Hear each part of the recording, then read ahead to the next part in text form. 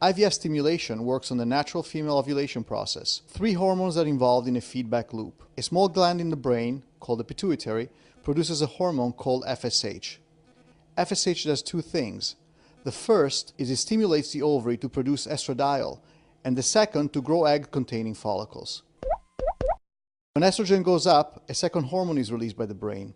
This hormone is LH, or luteinizing hormone. Artificial ovarian stimulation works by mimicking this natural process. We use injectable gonadotropins, usually FSH analogs such as Gonal F, Follistim, or Brevel. Injections are started on the third day of the menstruation. On the average, 10 days of injections of FSH analogs will be necessary. Spontaneous ovulation is prevented by the use of GnRH antagonists, which are started on day 6. On day 10, a trigger shot called HCG or Ovidrel is used to mature the eggs. The eggs will be released by 42 hours, but the retrieval occurs at about 34 hours. The eggs are retrieved using a transvaginal technique involving an ultrasound-guided needle pierced in the vaginal wall to reach the ovaries. Through this needle, follicles can be aspirated and the eggs are floating in the fluid. It is common to remove between 6 and 20 eggs. The retrieval procedure takes about 20 minutes and it's usually done under anesthesia.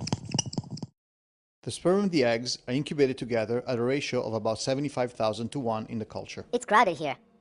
Body called the number 48,237. In certain situations such as low sperm count or motility or abnormal sperm morphology, a single sperm may be injected directly into the egg using intracytoplasmatic sperm injection, also known as ICSI.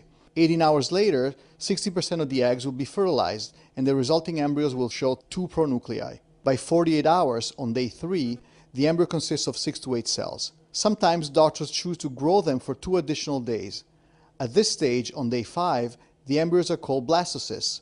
A good quality blastocyst has the best chance of implanting. Prior to transfer, abnormal embryos are discarded. The number of embryos to be transferred depends on the number available, the age of the woman, and the quality of the embryos. For example, 2 perfect embryos are equal to 3 average embryos. Embryos are graded by the embryologist based on the degree of fragmentation, the number of cells, and evenness of growth. An example of a perfect day 3 embryos would be a grade 1 8 cell. A perfect blastocyst would be graded as 4AA. Hey mom, I got a 4AA. Most clinics and country regulatory bodies seek to minimize the risk of multiple pregnancies. The final procedure is the embryo transfer. It does not require anesthesia.